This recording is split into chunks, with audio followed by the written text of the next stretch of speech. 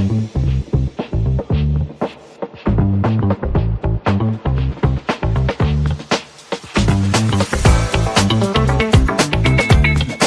watching. Not four.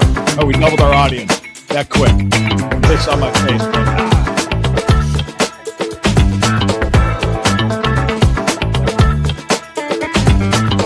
Welcome to Stirring the Pot with Lou Marconi and Johnny Cleveland.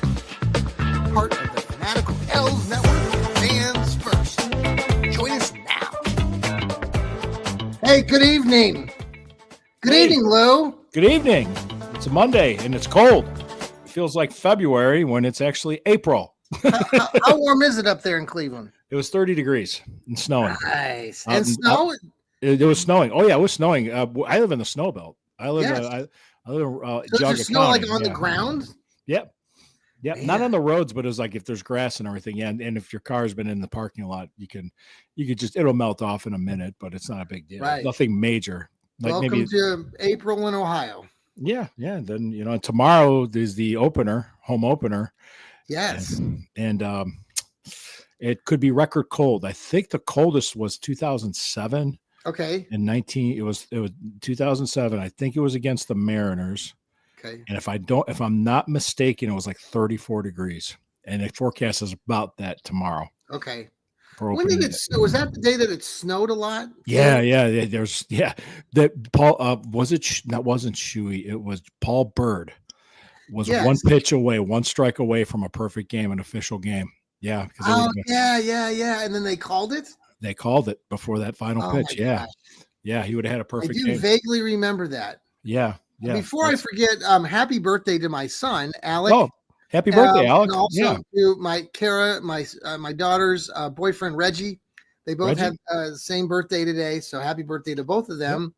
Yep. And so April 7th is a good day here in our family. So April 7th. And thanks for tuning in, guys, to us here on the Fanatical L's Network, part of Fans First Sports Network. Mm-hmm. You're probably watching us on Lou's feed or on our feed here on the Fanatical L's. Check out the sponsor, Hemisphere Coffee Roasters. Click on the link, order some coffee, tell them Lou sent you. And we really need you to listen to us. I know you love our beautiful faces here, but we really need you to listen to us. I didn't get hired for my looks, you know that. And hey, comment if you have comments, and I know some of you are listening and watching right now. Comment and we'll answer your questions as we get into this today. I was talking to Lou. We were talking off air before we started. This is the Browns podcast, and earlier today, the Fans First group at the network. They're those folks. They had us do a mock draft, and they asked me to make the pick. I don't know if you saw it, Lou, but I had the Browns first pick. The Titans took Cam Ward, and then I had us taking Shadir Sanders. Yeah, I was taking Sanders with the second pick. I'm still in that thinking that they're going to take Sanders. However, Lou, I did write an article today and yesterday for Fans First that the Browns in this other mock I did would take Travis Hunter. He seems to be the hot name, the flavor of the week. Yeah, Travis Hunter. And I wanted your take on that right now, because I think, and I said this to you off air, right, that this is all going to spin back to the final two quarterbacks, Cam Ward and Shadir Sanders. And I know some people don't even want to even fathom that the Browns would consider taking someone like Shadir Sanders. But I'll say this, Lou. I listened to another podcast locally here recently. I think the Dog Check, the two guys there in one of the programs this weekend. And they both had a lot of good things to say in their opinions about Shadir Sanders. And I think that ultimately in 2 weeks, when the draft comes up, that it's going to spin back to those two guys, and the Browns they'll either take whoever's there. If it's Cam Ward, if he's not taken by the Titans, then I think they take Cam Ward. If the Titans take Cam Ward, then I believe the Browns are going to take Shadir Sanders. I think that's what's going to happen. All this other stuff that's been happening, I want your opinion on it with Abdul Carter and Travis Hunter and everything. I just think it's just part of the screen. I just think I think the national media and the local people just have run out of stuff to talk about. Oh, we always give them stuff to talk about, don't we? Like the Bonnie Raitt song. Let me just say this. Yeah, like let's give them something to talk about. All right, here we go. Okay, but first and foremost, whoever they draft, I want to succeed, whether it's Carter, Hunter, or Sanders. I want them to succeed. Wearing a Browns uniform, I'm rooting for their success. I'm really not in anybody's camp on that. Mm-hmm. If the Browns do their due diligence and do their scouting and film and everything, and they think the guy at number 2 to take is quarterback Shedeur Sanders, he's our guy, he's going to get taken. Mm-hmm. But he'll be the opening day starter. They're going to put him in and start him right away if he's taking it too. And I think he'll be ready. I know some people think that that's ridiculous to say it, but I think he's. Yeah, okay. I'm not 100%. He might be. Yeah, he might be. But that's what I think they're going to do. I don't know if that's if they do take him. Then there's no Kirk Cousins trade. Is that possible? I mean, they could possibly. They're not. Why trade for Kirk Cousins if you spend a second overall pick on a quarterback? So right. If that does happen, I watched the podcast. It was Quincy Carrier and Kolb. He was Q and Kolb, and they were talking about being on Milrow Island, and they're thinking the same thing I was. Where, because the other thing now is that they're going to take Jalen Milrow from Alabama because Tommy Rees was his offensive coordinator at Alabama when they were in the college football playoff against Michigan, and he did really well with Tommy Rees. He's a very gifted athletic quarterback with his legs, especially. Yes, he's got a lot of yards rush. Yep. 4.39 40 is what he ran. He's a super athlete. Yeah, he's a super. Now he would be a project though if they drafted him. He's not an opening day starter. The rumor was no. The rumor was that they would trade up from 33 to 32, give up like a 7th round pick next year, swap spots with the Eagles, and take him and you have 5 years control, and then you give him a year just to kind of redshirt him and learn, or at least because what's going to happen. They take him and say we get a veteran quarterback, whoever it is, and depending on how the team is doing or how the offense is doing, you should say, then you're going to hear calls. We should start him. We got to play him. We got to play, because that happens everywhere. That happens all the time. I was on the Abdul Carter thinking they were going to take him. Sure. But then hearing the buzz this week, he goes, oh, it might be Hunter. I don't know. I think I would be fine if they took Hunter or Carter. I know they're going to take a quarterback, just don't know where. I agree. They're going to draft a quarterback. I would say within the first 2 picks. I'm praying to God it's not Jackson Dart. I could see them picking Milrow with Tommy Rees as a coordinator and figuring they can develop and work with them and get them going. I can see that. I can understand that. I can see the plan there. I can also see Shedeur Sanders at second if they think he's worth it, if they think they value him at that high on their board. So it depends. They're not giving away anything. So a lot of this is pure speculation. Oh, absolutely. And you're in the Shedeur Sanders camp. You always have been. I'm fine. I respect that. You're entitled to say whatever you want. You have your reasons for it. And I think it's going to be, a fun night. I'm going to go see Journey. Right. That's part of the discussion here with Shedeur Sanders, in my opinion, because I think, what's his face this morning on 850 talked about it. Tony Rizzo. Tony Rizzo was talking about with Tony Grossi and everybody, and Rizzo. And I just caught the clip, but basically he's saying what I'm saying is that people don't like Sanders because it's Sanders, because he's the Dion, the prime time, the cameras, right, and that it's just this bad vibe that people just don't like, and it borders just because of your distaste for somebody's personality, and thus this kid carries, or he's very his Shedeur speaks very positively. He's very confident in himself. Not unlike his dad used to be, but then you hear other stories that suggest that he's one of the nicest, most character kids that has gone through the University at Colorado. There haven't been any real negative reports. He's not He's not running a around. partier. He's not a No, Johnny no, Manziel. you're not hearing any of that, or Not even a like Baker Mayfield. right, Baker Yeah, Mayfield. Baker Mayfield had the one thing in Arkansas, I think it was, when he got tackled by the cop, but that was like a one-time incident. I'm hearing the thing about, I think it's because of all that the drama that came with Watson. I think we're just burned out by it. We just want a quarterback that's not going to bring drama. We just want a guy that's going to win games. Mhm. That's what I think it is. I don't tell me if you think so, if you don't see it that way. That's just me psychoanalyzing. I see it that way a little bit. I see Mhm. exactly. I can see that part. I also think that there's just a part of this negativity is because of who he's associated with, and it ties into what you just said. And so we'll see. I don't know. Like if Cam Ward is there, and let's say both somehow end up being there. I doubt it, but let's say the Who would Titans. Tennessee take first over either the Well, let's Hunter say or or Abdul Carter. okay? I have And then I've heard nothing of that happening, but go ahead. But yeah, what if the Titans took Shadir Sanders? Would that be a shock? yes, I'm almost everything I've been hearing and seeing saying, Who do you think's most ready to quarterback in the NFL? Because that's been debated too. Like who's more prepared on day on day one, Ward Ward one, or Sanders? probably Ward. I would Okay. think. You just yeah. I agree, but then some people, the way that they've been analyzing it, they think that Sanders would be more prepared to go because I don't know, just because he's been in the system that he's been playing in. Anyway, okay, so let's say they don't take either of these people, and then you saying that like the hot name this week, like Milroy Island or Milroy, and then Jackson Dart. People are saying that those two are in that next category of and there's not much of a drop off between the two of him and Sanders.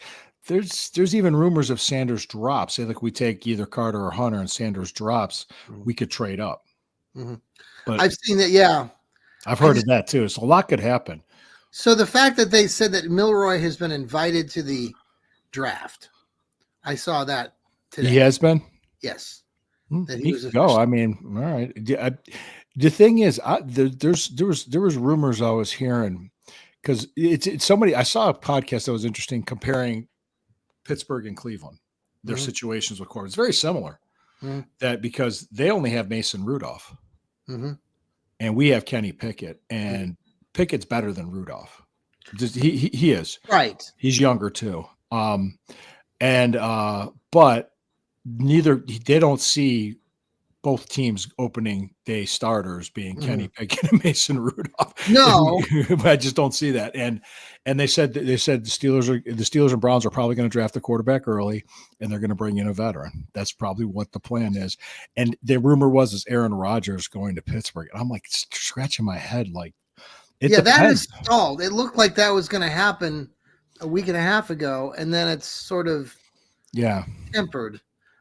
Speaking of that, Nick Chubb, is that just? Are we waiting till the draft now, probably to see who they draft? The longer he goes without signing, the more likely he'll come back. I think that's what I've been hearing too. So they're just letting him test it out there. We'll bring him back. We're not going to insult him, and he'll probably share carries with the guy we draft, whether it's Ibuka, Judkins, Henderson, Caleb Johnson, or Hampton. I hadn't had. Well, let me ask you. Okay, so let's just stick to the running backs. So I did this mock, and I guess that was the thing. I talked about Hunter today, but Travis Hunter. Travis now, Hunter. would he be a guy that's going to play both ways, or is he just going to be a receiver? See, I would start him at a receiver. Yeah, and maybe we need a receiver. I want him as a receiver, and and I think some people have said that he's just a mediocre receiver. I'm like, no, I don't. He's at top. No, he's not the very best one in this class, but he's certainly up there. I mean, he's a special player. He's a special type of. He's an impact guy. He's an impactful type of player to have. Absolutely. Well, if we take him, I actually took I had another guy. So let's see. A lot of people have been talking about Abdul Carter, right? Right. Everybody that seems like you were even talking about it last week. You thought Abdul Carter should be, would be a good pick. But Abdul Carter's history at Penn State, if you go back and look at it, I mean, yeah, he's had some. He had a very good this last year, but the previous 2 seasons he wasn't like knocking it out of the park. And when I compare him to somebody, people are talking about him being a generational. I hate this term, but they use it all the time now. This generational player, and I compare him to somebody like Myles Garrett, who's currently a Cleveland Brown and played at Texas A&M. His career was much more. You knew what you were going to get when you got Myles Garrett coming out of Texas A&M. There was just a more video, more film, more just presence that you could tell that Myles was going to be it. Now, I'm not in that same boat when it comes to Abdul Carter. Some people are just talking about him like he's going to be the next coming of Myles Garrett, and I don't see it. And so in my mock, I don't take Abdul Carter in this last one, but I actually took this edge rusher, Brandon Swinson from I heard of him. Yeah. Take a look at that film. I have actually the Browns taking him in the 3rd round at pick 67. And just put on the tape of this kid. He was in the backfield. You should see the game he played against Ole Miss and Jackson Dart. He got the dart 3 times. He sacked them. He was everywhere. And he's an SEC player. Yes. LSU, you said, yeah. Okay. And he's from LSU, and the Browns like LSU players. And I mean, I could see the Browns taking, Browns already have like Alex Wright coming back. They've got some other players on the edge that could come Ogbo Okoronkwo, and who else? There's another guy. Is Isaiah Thomas? Well, he's yes. Yep. So they got a rotation. They got Isaiah McGuire coming back. Isaiah McGuire. That's who it was. Isaiah McGuire. That's who it was. So I was just curious, like, in my mock, I took the Swinson kid because I think that, I'm watching Phil, and I know some people will disagree with me, obviously, because he's not as talented as Abdul Carter, supposedly, but I don't know. I'm smiling because I think no matter who gets picked at 2 or late in the 1st or early in the 2nd, people are still going to be mad. Mm-hmm. There's people that are going to hate it. You're going to have your haters regardless. So you might as well just make the best decision you can. I just want to see him succeed. I wouldn't, if they take a quarterback, I understand why. If they take Abdul Carter, I understand why. If they take Travis Hunter, I understand why. I think it's one of those 3 guys. And we'll see what happens. Like I said, we're going to watch Journey the night before. I'm going to have some snacks, and we're going to be there. We're going to figure out. Hey, I was going to ask you, how are you going to get there? Speaking of which, are you going? Rapid. Are you taking the Rapid? Of course. I'm at first. Okay, I get up to Cleveland, but since it's a Thursday night, is it okay to take the Rapid late at night, coming back from Terminal Tower? I could do it. Yeah. I wouldn't. I mean, just say it that way because I've done it before. I'm curious to see what kind of crowd it'll be there that night, because all of us season ticket holders have been invited to come.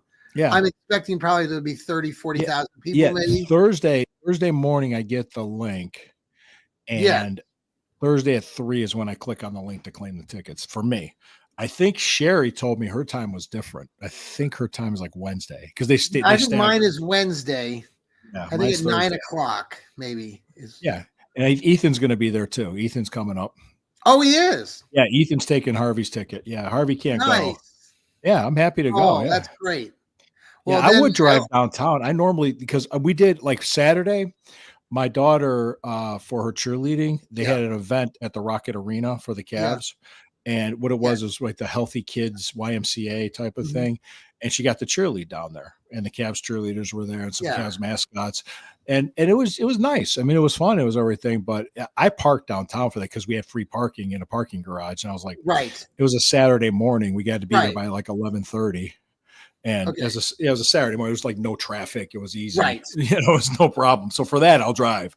I said, Well, we're not that's taking the rapid. I'm trying to decide what I want to do for that night, but you're going to take the rapid. Okay. Yeah, but I do it from the east side. I do it from Shaker Heights on Green Road. And I probably Sherry will too. I'll probably catch up with her and Matt. Yeah. We'd be coming from the airport, my son and I. Oh, you're coming from the west side? Okay. Yeah. Well, pretty soon. I mean, yeah, in about 4 or 5 years. Right. Well, this switch. We talked about this. Right now, I think you're in Columbus, so you might have more of a buzz on what's in the state legislature for the budget. It's in the budget for them to give the $600 million bond, which is a loan. It's a low interest loan. Will that be voted on? Is that in June? It'll be. If we'll know June 30th. And what Haslam said at the league owners meetings that surprised me was saying, well, if we don't get this, then we'll just renovate where we're at. And I'm like, what? Right. That surprised me. I'm like, after all this crap, you're going to do that?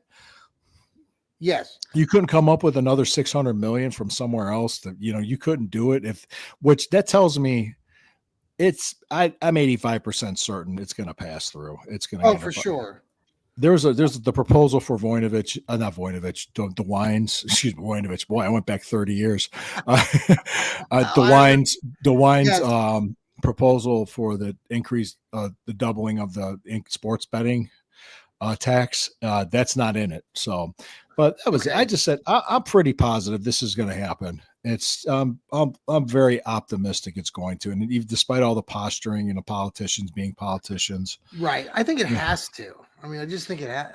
Yeah, it's needed. It is much needed because it's like, okay, it's funny because with the people that are against it, and they're like, well, how much does it cost or what's going to happen? I said, well, right.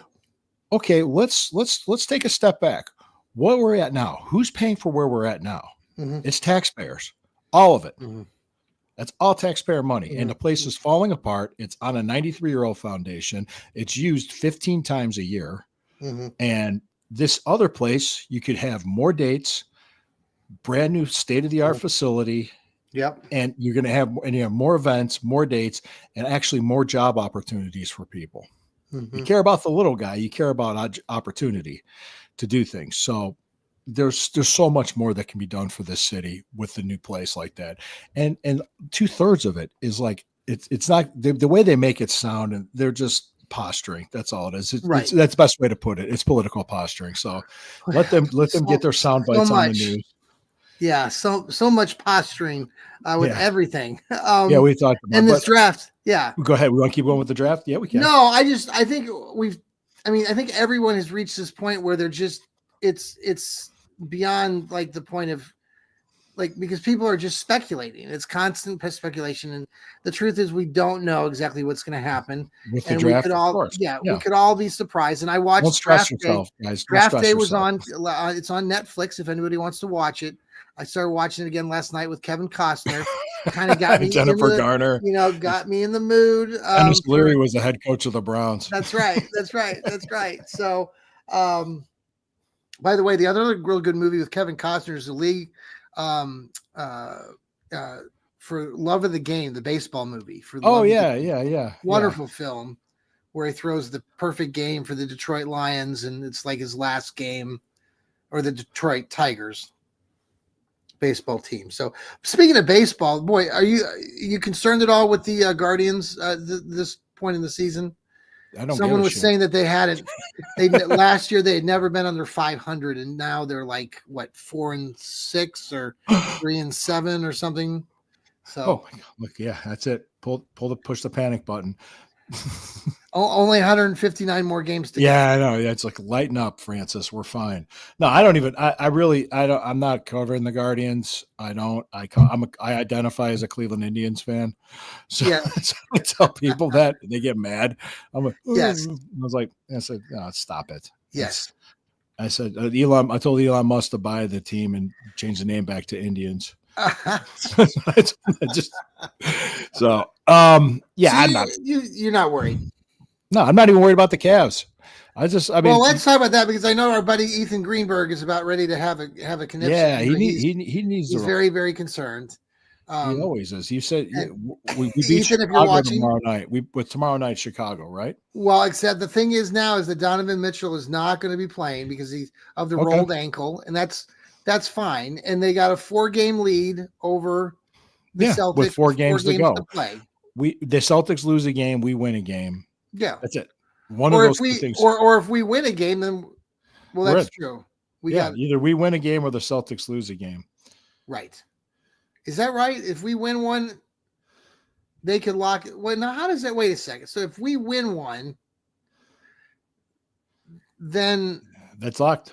That's it. It's us, because do we hold the tiebreaker with them? That we would have to, if I believe so, but it still needs that magic number. I believe so. Right. The magic number is 1, so that can be any way we can get it. But I know a lot of people are in that panic mode. But I mean, Lou, you said it before we started. I mean, there's 62 wins and 16 losses or something. Mm-hmm.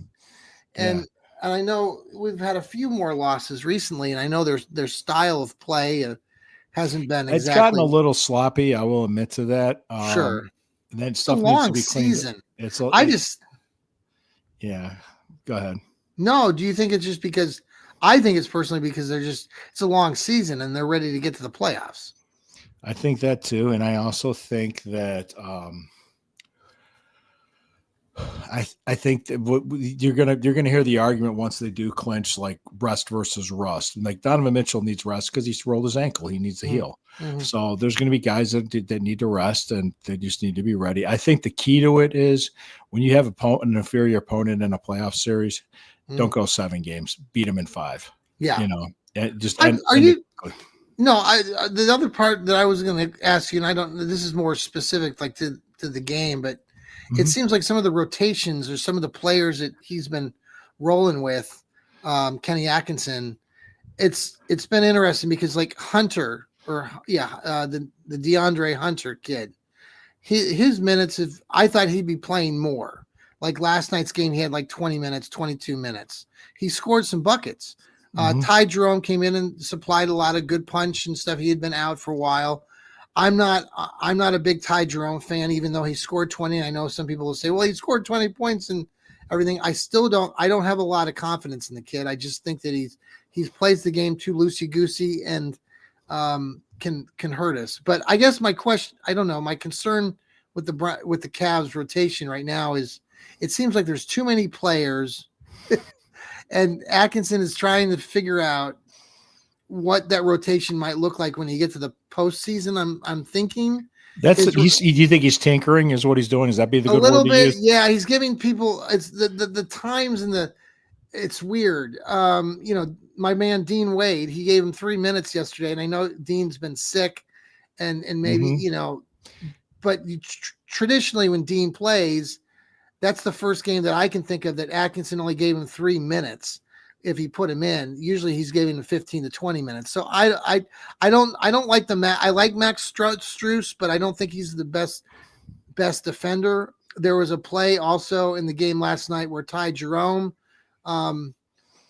it was just careless defense along the baseline, and it allowed the kid from Sacramento to score or whatever. And I just that part of the game, and like you said, the Cavs don't seem to be doing everything as well as they had been. Yeah, it seems sloppy.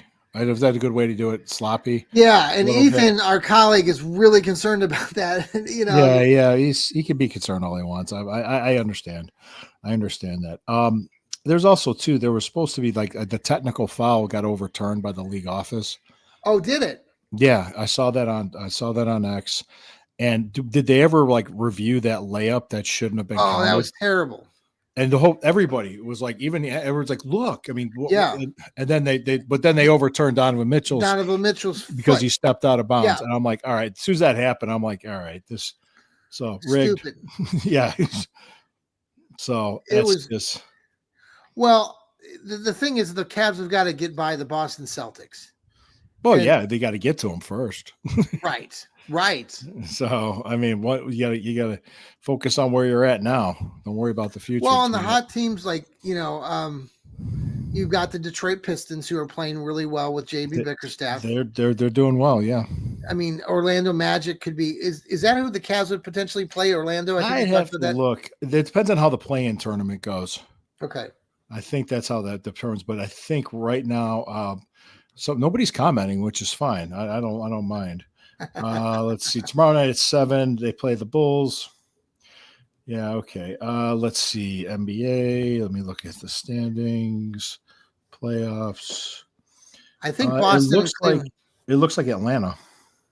Oh, the Hawks who beat the Cavs twice at the beginning of the season, right? They have. I remember 1988. We beat the Bulls all year, and then the Bulls beat us in a 5-game series, and the shot was the one that did it. Yeah, I remember that. Yeah, I remember. It's like what? Well, if we play the Hawks too, we're gonna have to play our former Karis LeVert and what's the other kid's name? We traded for DeAndre Hunter. Oh yeah, was it Merrill? No. Shoot, can't think of it right now. Yeah, I know. It's Karis LeVert was one of them. Yeah. Anywho. Yeah. See what happens. But we'll see. Yeah, we'll see what happens. I'm not pressing any panic buttons for any reason. I don't do that. And people do that. Oh, here we go. Brian's commenting. Oh, Brian's got a comment. Cool. Yeah, hey, Brian, do you want to pause for a quick break? We'll be right back. His comment right now. Thank you, Johnny. We'll be right back. Mm-hmm.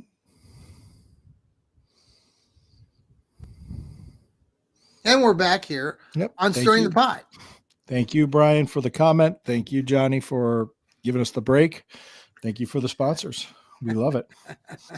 Lou, what do you got coming up this week? Are you doing a story writing on the Cavs and the? I'll be covering the Cavs. I'll be covering the Cavs, doing some Browns. Interesting enough, did you see the article I wrote about the 48 Browns? No, I did not read it. So, okay. Oh well. So, I'm sorry. Okay. I was down in I got Florida into it on with vacation. some Steeler fans. I got into this with some Steeler fans. Yeah, let's. All right. Let's just get these guys to shut the fuck up for once. The NFL started in 1919. Yes. Okay. Before the early 1930s, the champion was crowned by who had the best record. Mm-hmm. There were teams that had undefeated seasons, but they also had ties on their record. Okay. In 1934, but what brought about a championship game was when teams actually had a tied record, they played each other for it. Yeah. And the league noticed all this publicity and buzz for a championship game.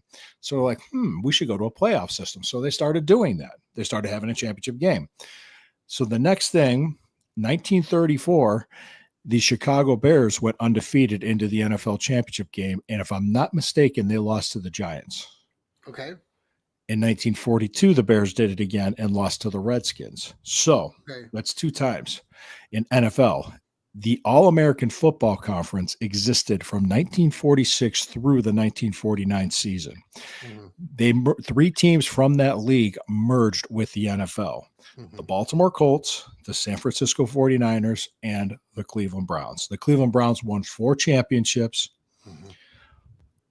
but the agreement, the league at the time, would not recognize any stats or championships from that league. Mm-hmm. They existed, but the league just didn't officially recognize them, including the statistics and everything else. Yeah. In 1948, the Cleveland Browns went 15-0, winning the All-American Football Conference championship. Right. And an even more amazing feat, in November 21st, they beat the New York Yankees in New York. On November 25th, they went to Los Angeles and beat the Los Angeles Dons. Okay. Yes. Then in November 28th, they went to San Francisco and beat the 49ers. So in that undefeated season, they won 3 games within 7 days on the road. That's amazing. That's astonishing. That's unheard of today. Right. They did that. Okay. So the NFL last week voted. I don't know. I know it was a majority vote. I don't think it was unanimous. I didn't hear any reports it was unanimous, but they voted to account the stats, the career stats, including Paul Brown's wins, including the championships, including that undefeated season, and Otto Graham's passing yards, Marion Motley's rushing yards, the records, everything. So the Cleveland Browns officially have 8 world championships and an undefeated championship season. There's which is 2 more than the Steeler fans. Yes, I was just going to And say. they're trying to say they don't count because they weren't Super Bowls. No, the league said they count. Yeah, the league just said they count. Okay? We've always counted them as Browns fans because we know that they were real championships. And now the NFL is recognizing that because, And who won the championship their first year in the NFL out of those 3 teams? The Brownies. The Browns did, 1950. Who played the defending NFL champions in their first game in the NFL? The Browns. And who did they beat? They beat the Philadelphia Eagles in Philadelphia 35-10. We kicked the shit out of them. Yep. Okay, that was the defending championship. So let's just make it a point. Only 2 teams in the history of the NFL that's recognized have had undefeated seasons and win the championship with no ties. Yeah. The 1972 Dolphins and the 1948 Cleveland Browns. Yes. That is a fact. That is a historical fact. Yes. The 2007 Patriots got to the Super Bowl and lost to the Giants. Barely. Right. But they lost. Right. So by all measurements, right there, we have 8. So the most championships of an NFL team is the Packers with 13, and they existed since 1920. Yeah. The Bears have 9. They existed since 1920. Yes, and so now they're counting. Yeah, they're counting the Browns with 8. Yes. The Browns are 3rd with 8. Yeah. Okay. But they say they don't count unless they have Lombardi trophies. I said, no, they count. Somebody was saying, well, there's only so many teams in the league. That's embarrassing. I said, well, the AFL championships counted. The AFL championships counted with the merger. Super Bowls, and I don't have, maybe you can understand this more, but my understanding that at least the first 2 Super Bowls or maybe the 3rd Super Bowl, first 4. They weren't exactly what they are now, right? No. What the AFL champion played the NFL champion, and when the leagues merged to form the NFL, in the NFL, they formed the AFC and the NFC. At the time, the AFL only had 10 teams, and the NFL had 16 teams.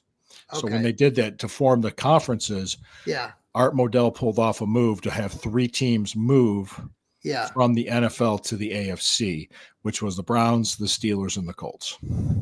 Okay. And that way there was 13 in each conference. And that was when there was 26 teams in the league in 1976. Expansion, you had the Seattle Seahawks and the Tampa Bay Buccaneers. Okay. Then the next expansion year was 95, Jacksonville Jaguars, Carolina Panthers. Yeah. Then the 99 expansion Browns, and I believe it was 2001 or 2002 was the expansion Texans. Oh, yes. So that's how we got the 32 teams. I heard they were talking down in Cincinnati about the Bungles leaving town potentially. Did you see that comment by the local politician there in Cincinnati? No. Where are they gonna move to? Well, they said that they have a lot of places that they could go, and the top spots included, I want to say San Antonio, Austin, St. Louis. It'd be interesting to see if that Art Modell law comes into play. Well, that's what they were saying. That's an Ohio law. It's a state of Ohio law. It's not a city law. Yeah. Right. So, well, anything else, Lou? That's really. I mean, I historically, I'm glad that you brought it up because. Yeah, I brought it up because I said, wait a second. Well, the thing is, guys, I've been saying this. Okay, yeah. Since the expansion era started, it's been tough. That's because we got screwed. We got the death penalty. Mm-hmm. All right. We still stayed fans. We still stayed loyal. We still stayed true. Just remember, 8 world championships, 18 Hall of Famers, and the only fan base in the history of sports to fight to keep a team and win. Mm-hmm. We are not losers. No. If you think you're a loser, you don't belong in this locker room.